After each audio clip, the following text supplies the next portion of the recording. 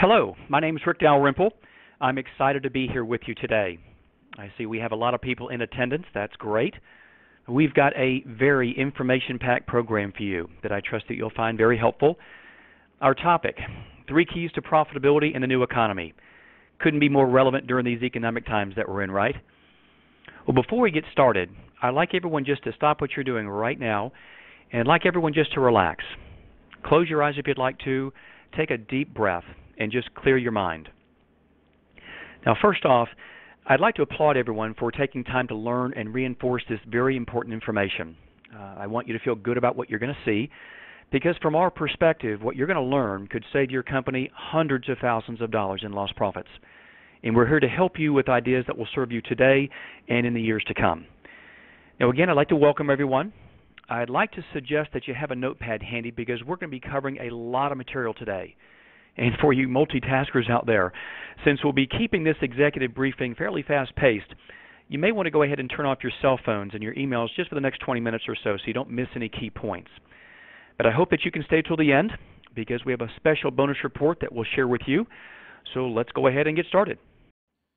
My goal today is to educate you, or at least to reinforce to some of you, some best practices for your business, and show you some tools available in the marketplace today to help you in streamlining various aspects of your business that can help you in lowering various administration costs and the cost of your claims when they do occur so that you can be more profitable as a company. As a quick introduction, again, my name is Rick Dalrymple, and I'm one of the owners of Insurance Office of America. We provide cost containment strategies and tools and education and risk management to all kinds of companies, like those in the construction industry or manufacturing, healthcare, or wholesaling operations, and many, many more. But to our sports fans in the audience, these are some of our clients that we take care of nationally that may ring a bell for you. A little bit of history that you may not be aware of. In 1988, when we started, we had 2 employees, and today we have over 650 employees, and we're still growing. We started with 1 office and now have 25 offices around the country. We are the largest privately held insurance agency in the state of Florida and the 8th largest in the country. Because of our growth, I sometimes forget to tell my friends of some of the other areas where we help clients with. If you own a home or personal vehicles, our clients come to us for homeowners and personal auto insurance. If you have a website that's just not performing well for you, and you want it to drive more business to your company, we can help you with that at Web Solutions of America. Who's doing your payroll for you right now? Is it a hassle for you, or would you like to get a second opinion? Let Payroll Office of America provide a proposal to you and see if they can help lower your costs. Do you invest in marketing material to help improve your brand as a company? Matchup Promotions has been around for years and has several Fortune 1000 companies as clients. Let them see if they can help you. But enough about us. Regarding our program today, I always like to answer the question up front, what's in it for you? What are your takeaways from today's program? Well, number 1, I'd like to have you learn and understand about strategies to help improve your profitability. We'll talk about concepts called T-Core here in just a moment. And second of all, I'd like to share with you some best practices of today in the handling of workers' compensation claims to give you that competitive edge that you might be looking for. Let's start with a terminology that some of you may have heard before. It's a concept called the symmetry of T-Core, total cost of risk. Now, this concept was created by a consultant by the name of Rob Eckern many years ago. But the study actually started back in 1974 by a guy by the name of Frank E. Bird, Jr. And his publication was called The Real Cost of Accidents Can Be Measured and Controlled. Now, I'd like everyone just to stop and think about how much you're paying in premiums right now and jot that number down beside you. We're talking about your comp, your property, general liability, automobile, everything. Have you got that number written down? Now, whatever you're paying in premiums right now, your hard cost of premiums only really represent about 10 to 20% of your total cost of risk. You know, with $100,000 in premium as an example, your total cost of risk is conservatively over $1 million, which means that you've got a lot of hidden costs below the waterline that you just can't see. You know, you've got much bigger costs below the waterline. You know, how much did your last bad hire cost you? You know, published stats that I've read say that a worker earning $35,000 a year, and let's say he's with you for 8 months, it costs the company over $70,000 for that wrong hire. Now think about it. The soft cost, what we call frictional cost to your company, is from the loss of production, the cost to rehire, to retrain, the cost of the claim itself, and just dealing with the HR issues. It's just very extremely costly to your company. Let me quickly show you a recent study of one of our clients in which they had over $87,000 in losses. And when you added up their soft and their indirect cost to their claims, it totaled over $180,000 in total loss costs. Now, in their case, they had losses that were totaling $87,000. And as you can see, the carrier paid $75,447. Now, the client paid $12,000 in deductibles. Now, the client was really interested in really understanding the impact his losses had on his own organization, and he actually took the time to quantify their impact. Now, what you see on this summary were the results. And as you scan down through the list, you'll see the actual items that really should make sense to you. Now, the type of losses that they had really didn't need to occur. With just a little bit of training, they could have been avoided. Now, very quickly on this slide, you can easily calculate how much extra sales are needed to pay for your losses by simply dividing the amount of your losses by your net profit margin. Now, in this case, with our client having a 5% net profit margin, they lost over $3.6 million in sales because of their claim. There was a great article written several months ago that's really a great read. It's entitled Recession, Recovery, and Workers' Compensation Claims. Now, I'd highly recommend you take a look at it, and if you'd like a copy of it, just let me know. But to paraphrase it, it talks about the fact that after every recession, two things have happened every time. Logically, number one, people start to hire again. But number two, workers' comp claims have always been on the increase. Now, the article goes on to say, and my question to you is, are you positioned properly to address this? As an example, do you have good hiring applications and good HR procedures in place? Do you have the latest and greatest legal disclaimers that you need today? And what tools are you using to streamline your companies to be more efficient? If not, now is the time to get your house in order and reinforce your fortress. Let's talk about best practices. Now, be ready to take some notes. It's what we call our 4P plan. Starting with the pre-hire process, we're talking about what systems do you have in place in your hiring process. Then there's the post-offer step. Okay, what should you be doing after you've offered someone a job? Then there's the pre-claim step. What systems do you have in place before you have a claim? And lastly, there's the post-claim step. What should you be doing after a claim occurs? Let's start with the pre-hire process.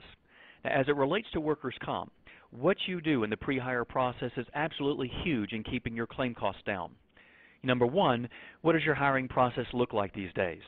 Do you feel like you've got a pretty watertight process in place, or have you gotten rusty in the last couple of years simply because you've not been doing a lot of hiring? Do you have a good employee application in use? Now, if you're not 100% comfortable with this, just let me know and we'll be glad to send you one as a guide. A lot of people are concerned about asking the wrong questions during the interview process and getting nailed with a discrimination lawsuit. Now, a few things that you may want to consider doing so that you don't end up in a costly bad hire is to have your final candidates take a character assessment. One calls it a predictive index, but there are a couple sources here for you. One company is called Predictive Results, and the other is Zero Risk HR. Now, these companies typically report about a 96% accuracy rating when you do these tests, and that helps you from hiring what some people call the proverbial dog that can point but can't hunt. And you know who I'm talking about. These are the people that interview very well. They tell you what you want to hear, but they're just not a good fit for your company. Now, let's talk about job descriptions here just for a moment. You want to make sure that you have good job written descriptions. This is not only going to help you in dealing with doctors when you have a workers' comp claim, but it's going to keep you out of trouble from asking questions during the interview that doesn't relate to the job description itself. Now, I'll talk more about job descriptions when we talk about claims management a little bit later in our discussion, but just make sure yours are up to date. Now, there's a company called ONET Resource Center. They can be reached at the 1tcenter.org. Now, they're a wealth of information on how to prepare job descriptions, but again, if you need help, just let us know.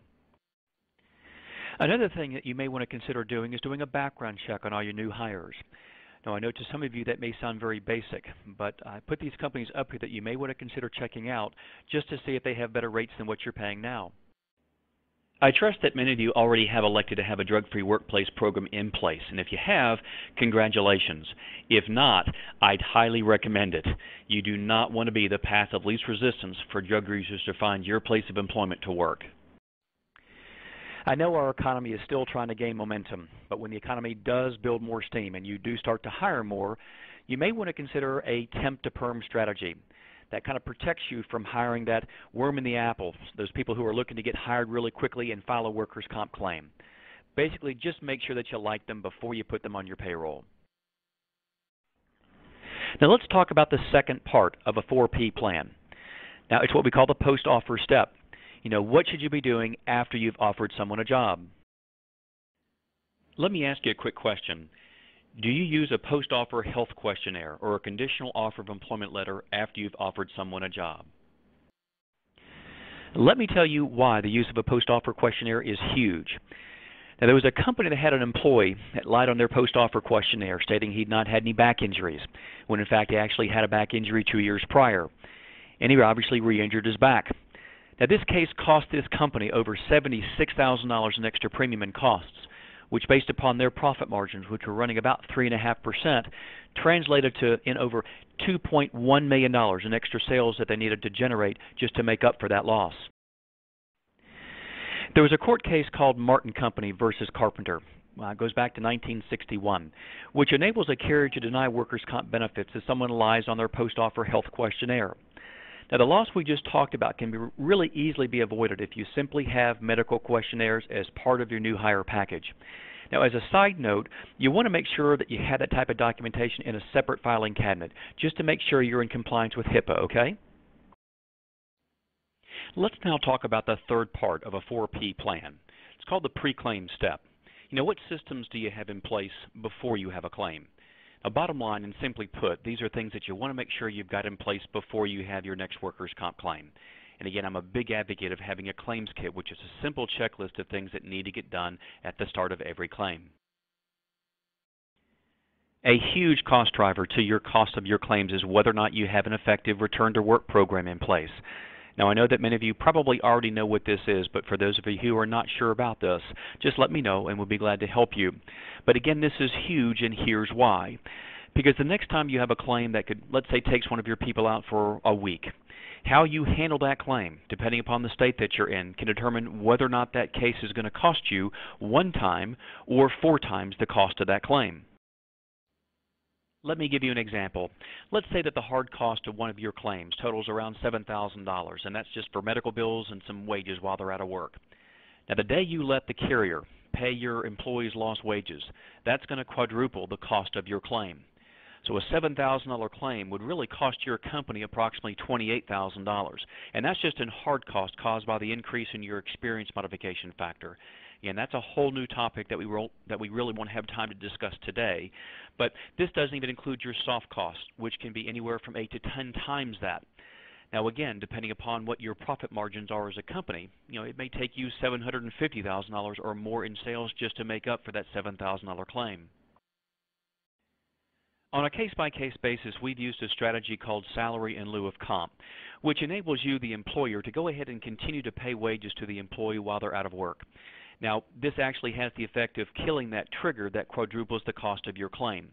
Now, let me please caution you, this is an advanced claim strategy, and I'd recommend that you have a claims professional helping you with this before trying to implement it. Let's talk about modified duty work just for a moment, what some people call light duty work. Now, for some of you, I realize it's difficult to have modified duty work available. Now, some have said just get your people in counting paper clips if need be, but keep them from staying home. Now, for those who say you just don't have any modified duty work available around the office, what some have done very effectively is they've coordinated with local charities that gave them some work to do. Now, this keeps them from staying home watching attorney commercials, and that's got to be a good thing. Earlier I mentioned that job descriptions were very important to have and to keep current, and here's why as it relates to your return to work process. Because bottom line, you want to make sure the treating physician has a pretty good understanding of their work that they're doing, because they're going to help you in establishing some transitional work that they can do until they get back to being 100%. Now, you want them back to work as quickly as possible. Now, maybe not the way this guy's getting him back to work, but you want to get him back as quickly as you can. And arming the doctor with this type of information is going to help him to help you in this process.